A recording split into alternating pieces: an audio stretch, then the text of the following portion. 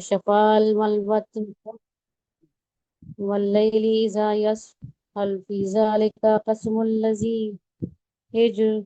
ألم تر كيف فعل ربك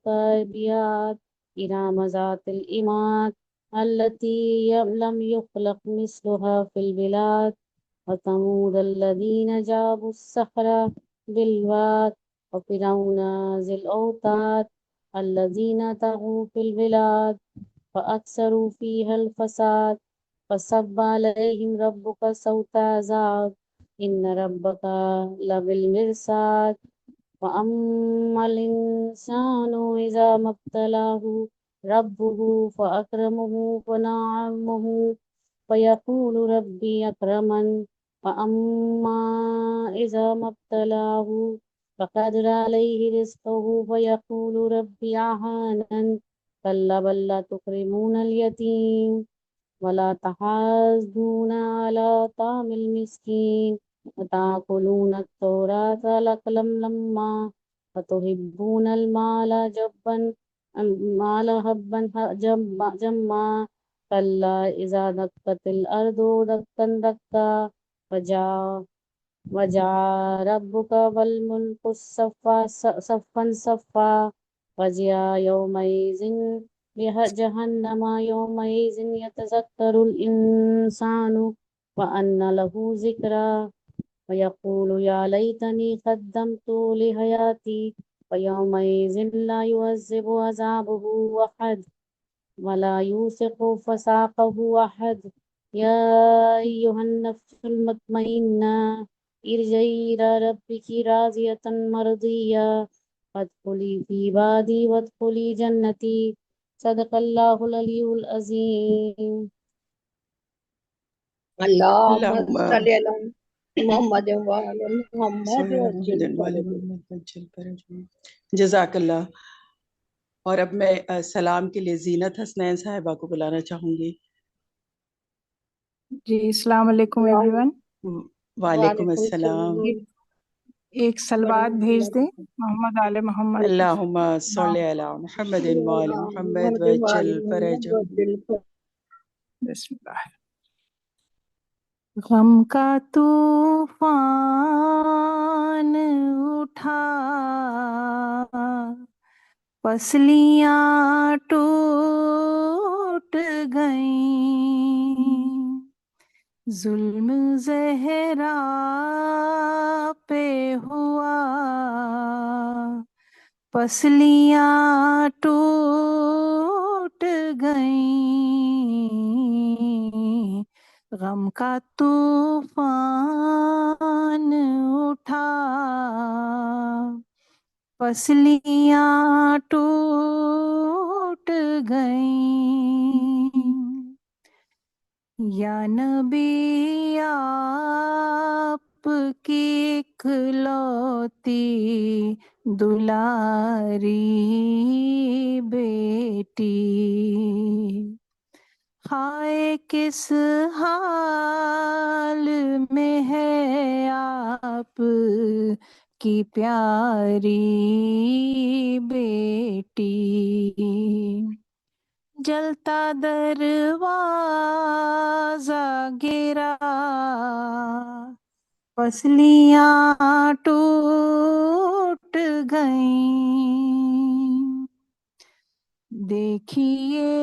اہل ستم ظلم یہ ڈھانے آئے گھر بھی شہزادی جنت کا جلانے آئے ہو گئی کیسی جفا پسلیاں ٹوٹ گئیں تھی عجب ظلم کی دستک در و دیوار کے بیچ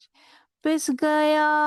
جسم مبارک در و دیوار کے بیچ، ہائے سنبھلا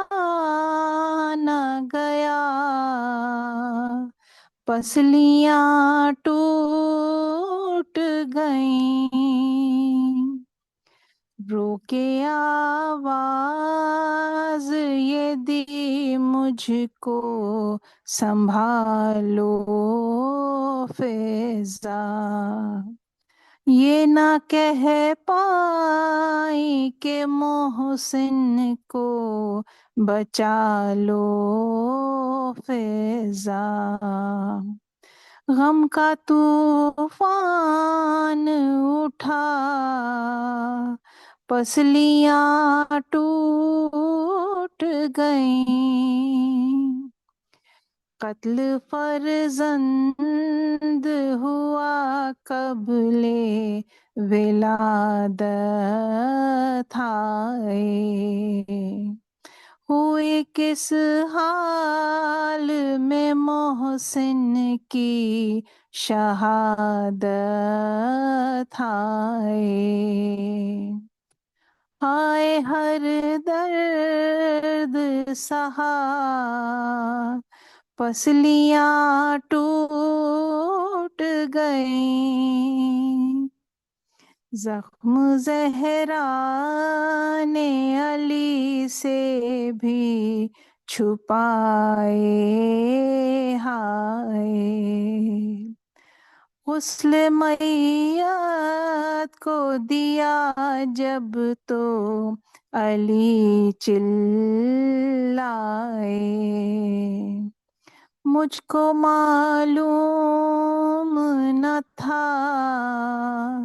پسلیاں ٹوٹ گئیں، ظلم زہرا پہ ہوا، پسلیاں ٹوٹ گئیں، غم کا طوفان اٹھا، پسلیاں ٹوٹ گئیں۔ اللہم صلی اللہ محمد۔ اللہم صل علی محمد وآل محمد وعجل فرجہ۔ جزاک اللہ زینت حسنین صاحبہ، بہت پردرد سلام تھا۔ اور اب میں اسی کے ساتھ عالمہ شبنم زیدی صاحبہ کو بلانا چاہوں گی خطابت کے لیے۔ ہیلو، السلام علیکم ورحمۃ اللہ وبرکاتہ۔ وعلیکم السلام ورحمۃ اللہ وبرکاتہ۔ رحم اللہ من قرأ الفاتح۔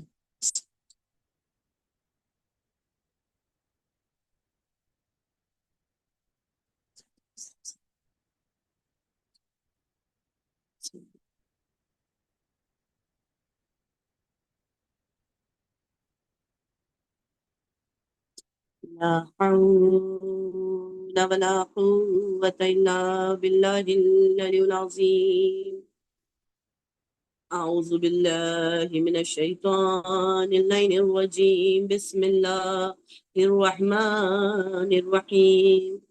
الحمد لله رب العالمين، الصلاة والسلام على أشرف الأنبياء والمرسلين، سيدنا ونبينا وشفيع ذنوبنا وحبيب قلوبنا وطبيب نفوسنا، مولانا مولى الثقلين جد الحسن والحسين أبي القاسم محمد، اللهم صل على اللہم صل علی محمد وآل محمد وعجل وآله فرجہ۔ الطيبين الطاهرين المعصومين المظلومين، ولعنة الله على أعدائهم أجمعين، أما بعد، فقد قال الله تبارك وتعالى في كتاب المبين وهو أصدق الصادقين وقوله الحق، بسم الله الرحمن الرحيم، وما خلقت الجن والإنس إلا ليعبدون، صلوات اللهم صل على محمد وآل محمد۔ تمام تعریف، تمام حمد و ثنا اس پروردگار کے نام جو لائق حمد بھی ہے، لائق شکر بھی ہے، وہ خدا کہ جس نے اس کائنات کو خلق کیا، وہ خدا جس نے انسانوں کی ہدایت کے لیے 1,24,000 انبیاء بھیجے، وہ پروردگار عالم کہ جس نے انسانوں سے پہلے اس کی ہدایت کا انتظام کر دیا تاکہ انسان اس ہدایت کے ذریعے کمالات کی منزلوں کو طے کر سکے اور دین مکمل ہو سکے۔ عزیزان محترم، پروردگار عالم کا سب سے پسندیدہ ترین دین، وہ دین جس کے لیے اللہ نے فرمایا ان الدین عند اللہ الاسلام، اللہ کے نزدیک اگر کوئی دین ہے تو وہ دین اسلام ہے، اور اسی دین کو مکمل کرنے کے لیے اللہ نے 1,24,000 انبیاء کو بھیجا کہ آدم آئے تو اسی دین کو مکمل کرنے، نوح آئے تو اسی دین کو مکمل کرنے، ابراہیم آئے تو اسی دین کو مکمل کرنے، موسیٰ آئے تو اسی دین کو مکمل کرنے، عیسیٰ آئے تو اسی دین کو مکمل کرنے، اور آخر میں محمد مصطفیٰ صلی اللہ علیہ وآلہ وسلم بھی آئے تو اسی دین کو مکمل کرنے کے لیے۔ اللہم صلی علی محمد وآل محمد واجل پر۔ اور پھر ہم دیکھتے ہیں کہ 23 سال کی زحمتوں کے بعد رسول اللہ نے جس دین کو مکمل کر کے پروان چڑھایا، لیکن تاریخ کہتی ہے کہ رسول اللہ کے بعد امت نے اسی دین میں تفرقہ ڈالنے کی بھی کوشش کی۔ عزیزان محترم، اسی لیے خداوند عالم نے سورہ آل عمران کی آیت نمبر 144 میں پروردگار عالم ارشاد فرماتا ہے وما محمد الا رسول قد خلت من قبلہ الرسل افإن مات او قتل انقلبتم علی اعقابکم، کہ یعنی محمد تو بس ایک رسول ہیں اور ان سے بھی پہلے رسول گزرے ہیں، تو کیا اگر وہ دنیا سے چلے جائیں تو تم اپنی ایڑیوں کے بل پلٹ جاؤ گے؟ یعنی آپ دیکھیے کہ اس آیت میں اللہ صاف طور پر کہہ رہا ہے کہ کیا محمد جو رسول ہے اور اس سے پہلے بھی انبیاء آئے تھے، اور وہ جیسے پہلے انبیاء چلے گئے محمد بھی اس دنیا سے چلے جائیں گے، تو کیا تم اس دین سے پلٹ جاؤ گے؟ یعنی اس اسلام میں تفرقے کی اصل آپ دیکھیں کہ جو دین میں تفرقہ ڈالنے کی کوشش کی گئی اور دین کو جو ہے وہ منتشر کرنے کی کوشش کی گئی، اس کی سب سے پہلی جو بنیاد پڑی ہے نا وہ ثقیفہ سے پڑی ہے، اور یہ آیت اسی ثقیفے کے واقعے پر جو ہے وہ صادق آتی ہے کہ کیسے رسول کے بعد امت جو ہے وہ پلٹ گئی تھی۔ عزیزان محترم، جب آپ دیکھیے کربلا سب سے بڑے ظلم کی داستان اگر کہیں لکھی گئی تو وہ کربلا ہے، لیکن میں کہوں گی کہ کربلا اس ظلم کی داستان کی انتہا، اس کی ابتدا کہاں سے ہوئی؟ ابتدا تو مدینے سے ہی ہو گئی تھی، اور یہ ظلم کی داستان شروع کیوں ہوئی اور کب ہوئی؟ وہ ثقیفہ سے شروع ہوئی۔ لہٰذا آج میں تھوڑا سا ثقیفہ کے بارے میں آپ کے سامنے بیان کروں گی کہ یہ ثقیفہ کسے کہتے ہیں اور یہ کیوں یہ ثقیفہ کا واقعہ رونما ہوا اور اس کے اثرات کیا ہوئے اور اس کے نقصانات کیا ہوئے، اور شہزادی آج آپ سب جانتے ہیں آج پہلی ربیع الاول ہے، جناب فاطمۃ الزہرا کے اوپر سب سے سخت ترین مصیبت آج کے دن ڈھائی گئی، تو اس واقعے کا اثر شہزادی کی زندگی پر کیا پڑا،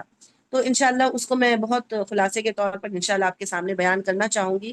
کہ سب سے پہلے تو آپ دیکھیے کہ خود ثقیفہ کہتے کسے ہیں۔ دیکھیے ثقیفہ ایک ایسا مقام تھا کہ جو چھپر اور سائبان کی طرح بنایا گیا تھا، کہ جہاں پر عرب قبائل اپنی اجتماعی فیصلوں کے لیے جمع ہوتے تھے، اور اسے سقیفہ بنی ساعدہ سے جو یہ جگہ تھی وہ سقیفہ بنی ساعدہ سے متعلق تھی۔ بنی ساعدہ ایک قبیلے کا نام تھا اور اسی قبیلے سے متعلق یہ جگہ تھی۔ ہجرت پیغمبر سے پہلے مدینے میں رہنے والے جتنے بھی انصار تھے وہ اپنی نشستیں وہیں پہ کیا کرتے تھے، اپنے کسی بھی اجتماعی فیصلے کو کرنا ہوتا تو وہیں جمع ہوتے تھے اور وہ فیصلہ لیا جاتا تھا۔ لیکن جب رسول اللہ مدینے تشریف لے آئے تو پھر 10 سال تک، یعنی رسول پہلی ہجرت کو آئے ہیں اور 10 ہجرت تک رسول اللہ مدینے میں تھے، تو 10 سال تک پھر اس جگہ کی کوئی خاص حیثیت نہیں رہ گئی تھی، کیونکہ کوئی بھی فیصلہ وہاں پر نہیں لیا جاتا تھا، جو فیصلہ لینا ہوتا تھا وہ رسول اللہ لیتے تھے۔ لیکن رسول کی رحلت کے بعد بعض مہاجرین اور انصار پھر وہاں جمع ہوتے ہیں دوبارہ تاکہ رسول خدا کے جانشین کے بارے میں فیصلہ لیا جا سکے۔ تو یہ ثقیفہ تھی وہ جگہ کہ جہاں پر یہ فیصلہ لینے کے لیے پہلے لوگ جمع ہوتے تھے 10 سال تک، پھر رسول کے زمانے میں وہاں پر کوئی فیصلے نہیں لیے گئے، اور پھر رسول کی رحلت کے بعد اس جگہ پر یہ دوبارہ سے لوگ جمع ہوئے ہیں تاکہ رسول خدا کے جانشین کا انتخاب کیا جا سکے۔ اب یہ کہ ثقیفہ میں ہوا کیا تھا، تو دیکھیے جب مدینے کے مسلمانوں کو رسول اللہ کے وفات کی خبر ملی تو انصار کے ایک گروہ نے اپنی صورتحال پر غور کرنے کے بعد اور رسول کے جانشین کے مسئلے کا حل ڈھونڈنے کے لیے ثقیفہ میں ایک اجتماع کیا، لوگوں کو جمع کیا۔ تو سب سے پہلے انصار میں سعد بن عبادہ، جو بیماری کی وجہ سے بول نہیں پا رہے تھے، ان کے بیٹے قیس نے ان کی طرف سے خطاب کیا، اور جو لوگ جمع تھے ان سے کہا کہ پیغمبر کے بعد جو ہے وہ قیادت کا حق جو ہے، حکومت کا حق، قیادت کا حق جو ہے وہ انصار کا ہے، اس لیے کہ انصار نے سب سے زیادہ اسلام کی مدد کی ہے، ہر اعتبار سے پیغمبر کی مدد کی ہے۔ پھر اس نے جو ہے وہ انصار کو دعوت دی کہ وہ آئے اور امور کی باغ دوڑ اپنے ہاتھ میں لیں، یعنی قیادت رسول اللہ کے بعد اپنے ہاتھ میں لے لیں، کیونکہ یہ حق جو ہے وہ انصار کا زیادہ ہے۔ اور انصار نے سعد کی جو ہے وہ باتوں کو قبول کیا اور کہا کہ ٹھیک ہے، ہم سعد کو اپنا حاکم مانتے ہیں۔ لیکن وہیں پر کچھ لوگوں نے کہا کہ نہیں، چونکہ مہاجر اسے قبول نہیں کریں گے تو بہتر ہے کہ ایک امیر جو ہے وہ انصار کی طرف سے ہو اور ایک مہاجر کی طرف سے ہو، یعنی دونوں قبیلوں کی طرف سے ایک ایک امیر کو انتخاب کیا جائے جو قیادت کو سنبھالے۔ جب یہ خبر ابو بکر اور عمر تک پہنچی تو دونوں جو ہیں ابو عبیدہ جراح کو لے کر جو ہے وہ دوبارہ وہ وہیں سقیفہ میں پہنچ جاتے ہیں۔ اب آپ دیکھیے کہ یہ کس وقت یہ واقعہ ہو رہا ہے، کہ جب رسول اللہ کا انتقال ہو چکا ہے، رسول اللہ کی رحلت ہو چکی ہے، رسول کا جنازہ پڑا ہوا ہے، ابھی غسل اور کفن دینا ہے، ابھی رسول کی تدفین بھی نہیں ہوئی ہے، اور یہ تمام مدینے میں انصار اور مہاجرین جو ہیں یہ سقیفہ میں آ کر جمع ہو گئے ہیں۔ کس لیے؟ خلافت کے اوپر بحث کرنے کے لیے۔ تو کوئی انصار کہہ رہا ہے کہ خلیفہ ہمارے درمیان سے ہونا چاہیے، تو ادھر خلیفہ اول اور دوم جو ہے یہ بھی پہنچ جاتے ہیں سقیفہ میں، اور اس کے بعد جو ہے وہ ابو بکر نے، عمر کچھ کہنا چاہتے ہیں لیکن ابو بکر نے منع کیا اور خود بات کو سنبھالا اور کہا کہ دیکھیے مہاجرین جو ہے وہ قریش سے تعلق رکھتے ہیں، چونکہ مکے والوں کو قریشی کہا جاتا ہے، تو انہوں نے کہا کہ مہاجرین چونکہ قریش سے تعلق رکھتے ہیں، رسول اللہ بھی قریشی تھے، اس لیے قریش کو اس منصب کا زیادہ حقدار ہے، یعنی قریش کو اس منصب کے لیے جو ہے وہ زیادہ حق ملتا ہے، اور اسی لیے قریش سے ہی جو ہے وہ خلیفہ مقرر ہوگا۔ وہیں پر کچھ لوگ بھی تھے کہ جنہوں نے اس بات کو بھی رد کیا، کہا کہ نہیں،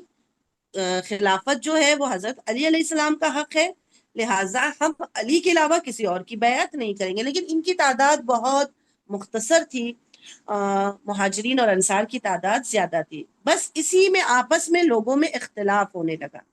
تاریخ طبری جو اہل سنت کی بہت مشہور کتاب ہے، اس نے لکھا کہ عمر نے کہا کہ مجمع میں اتنا زیادہ شور غل بڑھ گیا، دونوں طرف کے لوگ آپس میں اتنی زیادہ بحث کرنے لگے، اتنا زیادہ شور و غل بڑھ گیا کہ ہر طرف سے مختلف آوازیں آنے لگی، کوئی کہہ رہا ہے ہم میں سے ہونا چاہیے، کوئی کہہ رہا ہے ہم میں سے ہونا چاہیے۔ تو پھر یہاں پر خلیفہ دوم کہتے ہیں مجھے خوف ہوا کہ کہیں یہ اختلاف ہمارے نظام کو درہم برہم نہ کر دے، اس لیے وہ کہتے ہیں کہ میں نے ابو بکر سے کہا کہ اپنا ہاتھ آگے بڑھائیں تاکہ میں بیعت کروں۔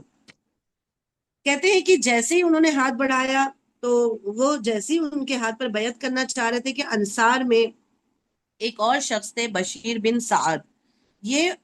سعد بن عبادہ کے مقابل میں تھے، یعنی یہ بھی انصار میں سے کھڑے تھے اور اس منصب کے لیے۔ تو یہ بشیر بن سعد جو ہے وہ جیسے ہی دیکھتے ہیں کہ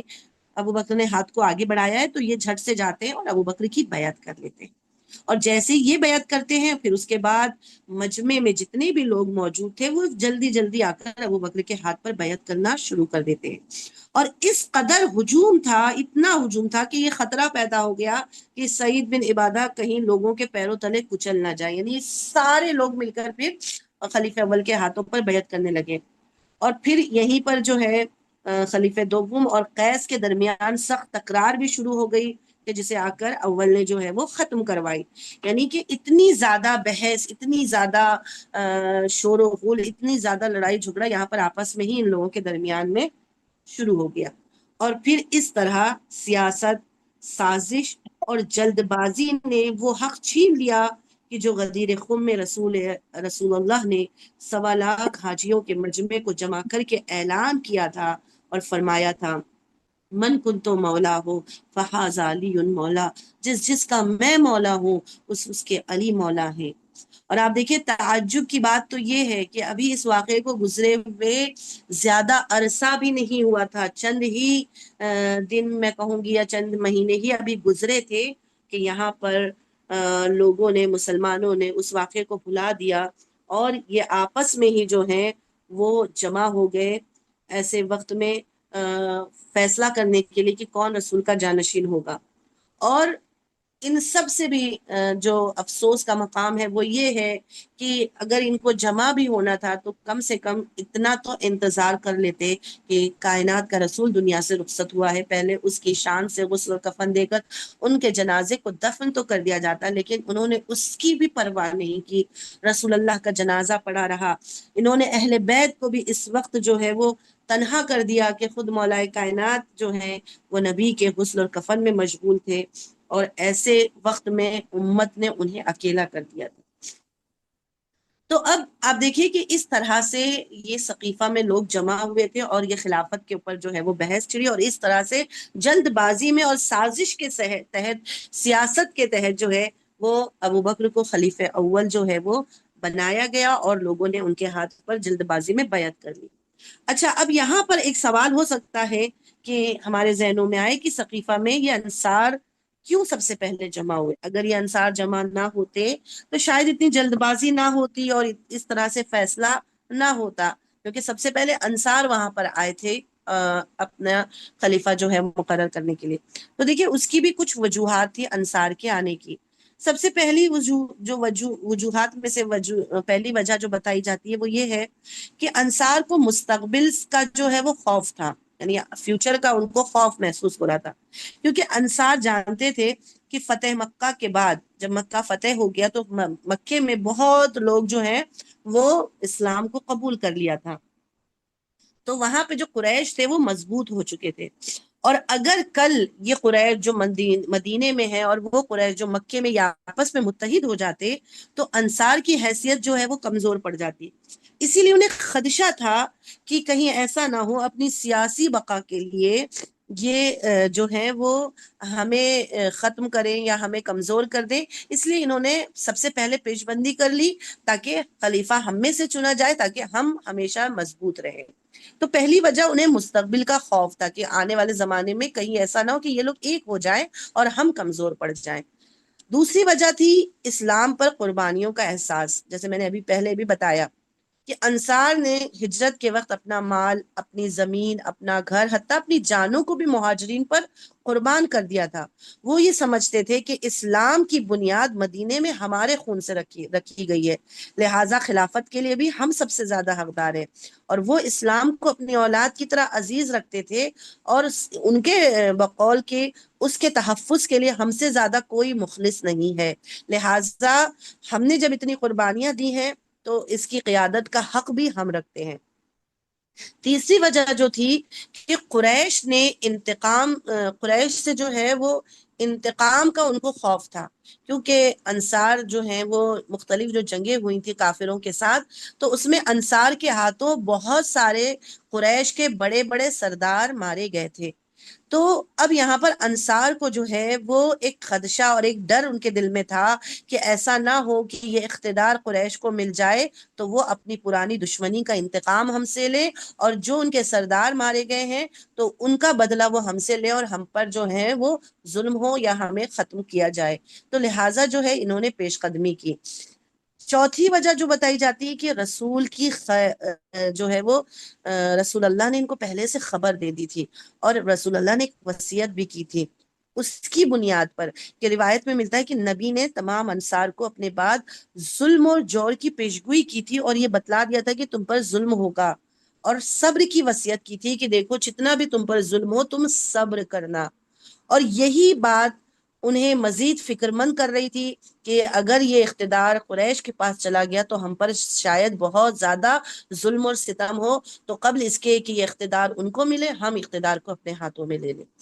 اس کے علاوہ ان کو یہ بھی یقین تھا کہ قریش کبھی بھی علی کو خلیفہ نہیں مانیں گے. لوگ جانتے تھے کہ رسول اللہ نے علی کو اپنا جانشین بنایا ہے، لیکن انہیں یہ ڈر تھا کہ قریش جو ہے وہ علی کو تو خلیفہ نہیں مانیں گے، اس لیے بہتر ہے کہ ہم اپنا خلیفہ خود چن لیں. تو آپ دیکھیے کہ یہ ساری وجوہات تھی. اور ایک اور وجہ جو روایت میں ہے کہ ابو بکر نے رسول کی وفات کی خبر جو ہے وہ جب مدینے میں پھیلا دی تو کچھ مہاجرین کو مسجد میں جمع کر کے بیعت لینا شروع کر دی تھی، یعنی وہیں سے ہی بیعت لینا شروع کر دیا. اور یہ منظر انصار نے جب دیکھا تو سوچا کہ اگر ہم نے ابھی اقدام نہ کیا تو ہم ہمیشہ کے لیے اقتدار کو اپنے ہاتھوں سے کھو دیں گے. اس لیے وہ بنی ساعدہ میں اکٹھا ہوئے تاکہ یہ قیادت کا جو ہے وہ فیصلہ لے سکے. تو یہ تمام وجوہات تھی جس کی وجہ سے انصار جو ہیں وہ سقیفہ میں جمع ہوئے اور یہ خلافت کے لیے جانشین ڈھونڈنے لگے. اور جیسے ہی مہاجرین کو پتہ چلا وہ بھی سقیفہ میں آ گئے اور پھر انصار اور مہاجرین کے درمیان میں بحث گفتگو تکرار لڑائی جھگڑا ہوا اور جلد بازی میں ایک فیصلہ لے لیا گیا. تو دراصل انصار کا اجتماع خوف، محرومی اور خود کو وارث اسلام سمجھنے کے احساس کا مجموعہ تھا. لیکن افسوس اس سارے ہنگامے میں وہ حقیقت نگاہوں سے اوجھل ہو گئی کہ جس کو نبی نے بارہا اعلان کر کے بتلایا تھا، میرے بعد کون نبی ہوگا، میرے بعد کون میرا جانشین ہوگا. کہ بارہا فرمایا من کنتو مولا فہذا علی المولا، یعنی رسول اللہ نے واضح طور پر بتلا دیا تھا کہ خلافت اور قیادت جو ہے وہ کسی سقیفے میں مشورے سے طے نہیں ہوگی، بلکہ غدیر خم میں رسول اللہ نے اعلان کر کے اپنے جانشین کو لوگوں کو پہچنوا دیا تھا. تو اس طرح سے یہ سقیفہ وجود میں آیا. لیکن اس سقیفہ کا جو نتیجہ آپ دیکھ لیجئے کہ کس قدر نقصان اسلام کو ہوا، کس قدر نقصان دین کو ہوا. اور آج تک اسی سقیفہ کی وجہ سے یہ انتشار اسلام میں ہے، تفرقہ اسلام میں ہے. آج جو ہے آپ دیکھیے کہ یہ دین کے اندر جو اتنے فرقے، اتنے مذہب، اتنے تفرقے جو دین میں وجود میں آئے، وہ سب کی بنیاد یہی سقیفہ تھی. کہ اس کا سب سے غلط نتیجہ آپ دیکھیے کہ کیا ہوا، کہ سب سے پہلا ظلم جو سقیفے کا آپ دیکھیے کہ خلافت کو غصب کر لیا گیا. یعنی جس نبی نے صاف واضح طور پر غدیر میں اعلان کیا تھا، اس کے باوجود کہ خلافت کا تاج علی کے سر پہ رکھنا چاہیے تھا، اسے کسی اور کے سر پہ رکھ دیا گیا. علی کے حق کو غصب کر لیا گیا. اور یہ اقدام بھی دیکھیے کہ نہ صرف رسول کی ہدایت کی خلاف ورزی کی گئی، بلکہ امت کو اختلاف اور انتشار کے اندھیروں میں ڈھکیل دیا گیا. دوسرا اس کا سب سے بڑا نقصان جو ہمیں نظر آتا ہے وہ یہ ہے کہ خود مہاجرین اور انصار میں جو ہے وہ ایک اختلاف پیدا ہو گیا. ظاہر سی بات ہے کہ جب خلافت جو ہے مہاجرین میں سے جو ہے وہ مہاجرین میں چلی گئی اور مہاجرین میں سے خلیفہ چن لیا گیا، تو انصار پھر کیوں خاموش ہوتے؟ انصار کو تھا کہ ہم نے اتنی قربانیاں دی ہیں تو خلیفہ ہمارے درمیان میں سے ہونا چاہیے. لہٰذا مہاجرین اور انصار میں یہیں سے اختلاف پیدا ہو گیا. اور تیسری جو ہمیں اس کا غلط اثر جو ہمیں نظر آتا ہے وہ یہ کہ ظلم جو سقیفہ کا سب سے بڑا ہمیں نظر آتا ہے کہ اہل بیت کو تنہا کر دیا گیا. کہ اہل بیت اس وقت رسول اللہ کے جنازے کی تیاری میں مصروف تھے، جبکہ امت کو پہلے غسل اور کفن میں حصہ لینا چاہیے، مگر وہ نبی کا جنازہ چھوڑ کر وہ اپنے خلیفہ چننے میں لگ گئے. اور اس کا سب سے بڑا نقصان یہ ہوا کہ اہل بیت کو اس قیادت سے کاٹ دیا گیا. یعنی اہل بیت کو اس میں شامل ہی نہیں کیا گیا. کوئی بھی اہل بیت کا فرد اس وقت وہاں پر موجود نہیں تھا. اہل بیت کو تو بالکل کاٹ دیا گیا اس جگہ سے. اور یہ دونوں آپس میں اختلاف کر کے انہوں نے اپنا خلیفہ مقرر کر لیا. اور اس سقیفہ کا سب سے گہرا اثر آپ دیکھیے کہ خود شہزادی فاطمہ الزہرا پر کہ سب سے بڑا زخم جو ہے وہ بی بی کو دیا گیا. اور وہ کس طرح سے کہ سب سے پہلا خود وصیت رسول کا انکار کیا گیا کہ بی بی زہرا نے اس کے بعد ایک ایک گھر جا کر، یعنی یہ خلافت جو تھی وہ کس کا حق تھی؟ وہ اہل بیت کا حق تھا. یہ خلافت جو ہے وہ علی کا حق تھا. رسول اللہ نے واضح طور پر اعلان کر دیا تھا میرے بعد کون جانشین ہوگا، لیکن وصیت رسول کو لوگوں نے انکار کر دیا. اور جناب فاطمہ الزہرا کے لیے صدمہ کوئی معمولی صدمہ نہیں تھا. اسی لیے روایتوں میں ہے کہ بی بی زہرا ایک ایک گھر جا کر لوگوں کو رسول اللہ کی وصیت یاد دلاتی تھی اور غدیر خم کا واقعہ یاد دلاتی تھی کہ ابھی چند دن پہلے ہی رسول اللہ نے خم کے میدان میں یہ اعلان کیا ہے کہ میرے بعد کون جانشین ہوگا. رسول اللہ نے وصیت کی تھی کہ میرے بعد علی جانشین ہوں گے. تو تم کیسے رسول کی وصیت کو بھول سکتے ہو؟ کیسے رسول اللہ کی وصیت کا انکار کر سکتے ہو؟ مگر روایت کہتی ہے کہ لوگوں نے فاطمہ کے اوپر اپنے دروازوں کو بند کر دیا. یعنی آپ دیکھیے کتنی اہل بیت کی غربت کہ رسول کے جاتے ہی رسول کی بیٹی کہ جس کے اوپر دروازہ گرایا گیا، جس کا پہلو شکستہ ہوا، ایک ایک دروازے پر جا کے مدینے کے مسلمانوں کے دروازے پر ایک ہاتھ حسن کی انگلی تھامے، دوسرے ہاتھ سے حسین کی انگلی تھامے ہوئے، اور ایک ایک دروازے پر جا کر علی کے حق کے لیے جو ہے وہ لوگوں کو یاد دلا رہی ہیں، وصیتیں یاد دلا رہی ہیں، واقعہ یاد دلا رہی ہیں. لیکن مسلمانوں نے آنکھوں کو بند کر لیا اور فاطمۃ الزہرا پہ اپنے گھروں کے دروازے بند کر لیے. کسی نے کہا ہمیں تو یاد ہی نہیں ہے، کسی نے کہا کہ ٹھیک ہے ہم انشاءاللہ آئیں گے، اور اس کے بعد کسی نے بھی جو ہے وہ فاطمہ کا ساتھ نہیں دیا. تو سب سے گہرا اثر خود شہزادی فاطمۃ الزہرا پہ پڑا. اور ثقیفہ کے بعد آپ دیکھیے کہ سب سے بڑا ظلم جو اہل بیت پر دوسرا ہوا ہے کہ پہلے تو خلافت کو جو ہے وہ غصب کر لیا گیا، اور دوسرا سب سے بڑا جو ظلم فاطمۃ الزہرا پہ ہوا ہے کہ جناب زہرا کی ملکیت جو فدق ہے اسے غصب کر لیا گیا. آپ سب جانتی ہیں کہ فدق جو ہے وہ رسول اللہ نے خود جناب فاطمۃ الزہرا کو دی تھی. فدق کوئی ایسی بیت المال کا حصہ نہیں تھا. فدق جو ہے وہ باغ تھا خیبر کے میدان کے پاس. وہ باغ تھا کہ جسے یہودیوں نے رسول اللہ کو ہدیے کے طور پر دیا تھا، اور روایتوں میں ہے کہ جو چیز رسول کو بنا جنگ کے حاصل ہو جائے تو وہ رسول اللہ کی ملکیت ہو جاتی ہے، اور جب رسول اللہ کی ملکیت ہے تو پھر رسول سے جسے چاہیں وہ دے سکتے ہیں. تو جب خیبر رسول اللہ کو دیا گیا، فدق رسول اللہ کو دیا گیا، تو رسول اللہ نے وہ فدق جو ہے سند کے ساتھ جناب فاطمۃ الزہرا کو دیا. اور عزیزان محترم یہاں یہ بات بھی قابل غور ہے کہ وہ گھر کی چار دیواری میں رسول اللہ نے وہ سند فاطمۃ الزہرا کو نہیں دی تھی، بلکہ تمام مسلمانوں کو در فاطمہ پر جمع کر کے اس وقت رسول اللہ نے لوگوں کے درمیان یہ اعلان کر کے بتلایا تھا کہ دیکھو یہ فدق جو میرا حق ہے میں اپنی بیٹی فاطمۃ الزہرا کو دے رہا ہوں. اور سند کے ساتھ لوگوں کے درمیان جو ہے رسول اللہ نے وہ فدق جناب فاطمۃ الزہرا کو دیا، اور رسول کے دور میں 4 سال تک وہ فدق جناب فاطمہ کے اختیار میں تھا. تو دیکھیے ثقیفہ کے بعد دوسرا جو سب سے بڑا ظلم جناب زہرا پہ ہوا کہ زہرا کے حق کو غصب کر لیا گیا. بی بی فریاد کے لیے مسجد میں آئیں تو ان کا حق چھیننے کے لیے جھوٹی روایت گڑھ دی گئی کہ پیغمبر تو اپنا ارث ہی نہیں چھوڑ کر جاتے ہیں. کہ بی بی نے قرآن سے دلیل دی کہ انبیاء وارث چھوڑتے ہیں، سلیمان نے اپنا وارث چھوڑا، تمام انبیاء کے وارث تھے، تو ایسا نہیں ہے کہ انبیاء اپنے میراث چھوڑ کر نہیں جاتے ہیں. لیکن کسی نے جناب فاطمۃ الزہرا کی فریاد نہ سنی، اور بلکہ وہ سند جو رسول اللہ نے فدق کی آپ کے حوالے کی تھی اسے بھی چھین لیا گیا. اور اسے لینے کے لیے فاطمۃ الزہرا کئی دفعہ جو ہے وہ دربار میں آئیں، اور آخر میں جو ہے وہ خلیفہ اول نے جب بی بی نے یاد دلایا، اس موقع کو یاد دلایا کہ کیسے میرے بابا نے مجھے یہ سند دی تھی، تو کہا گیا کہ خلیفہ اول نے جو ہے وہ سند بی بی کو لوٹا دی تھی. اور بی بی اس سند کو لے کر جب دربار سے اس مسجد سے باہر آتی ہیں تو خلیفہ دوم وہاں پر موجود تھے. انہوں نے پوچھا کہ کیوں آئی تھی؟ کہا سند لینے آئی. کہا مل گئی سند؟ کہا جی مجھے مل گئی سند. تو اس نے بی بی کے ہاتھ سے وہ سند چھین لی اور اس کے بعد اس سند کو پھاڑ کر زمین پر پھینک دیا. اذان محترم آپ دیکھیے کہ کتنا ظلم اس ثقیفے کے بعد جو ہے وہ اہل بیت پر ڈھایا گیا. اور صرف یہی نہیں بلکہ جب بی بی اس سند کو لینا چاہ رہی تھی تو اس ظالم نے وہ کام انجام دیا جسے بیان کرتے ہوئے بھی زبان میں ہمارے لکنت ہوتی ہے کہ اس ملعون نے بی بی کے پہلو پر جو ہے وہ اپنے نجس پیروں سے اس طرح سے دھکا دیا کہ بی بی منہ کے بل زمین پر گر گئی. اور یہ وہ واقعہ ہے جسے امام حسن جو ہے وہ اپنی نگاہوں سے دیکھ رہے تھے کہ ماں کے اوپر جو ہے وہ ظالم نے کس طرح سے ہاتھ اٹھائے اور جناب فاطمۃ الزہرا جو ہے وہ منہ کے بل زمین پر گر گئی اس طرح سے کہ آپ کی پوری چادر خاک آلود ہو چکی تھی. اور اس کے بعد آپ دیکھیں کہ اہل بیت پر اس ثقیفے کا سب سے جو بڑا ظلم اس ثقیفے کے بعد ہوا ہے کہ بی بی کے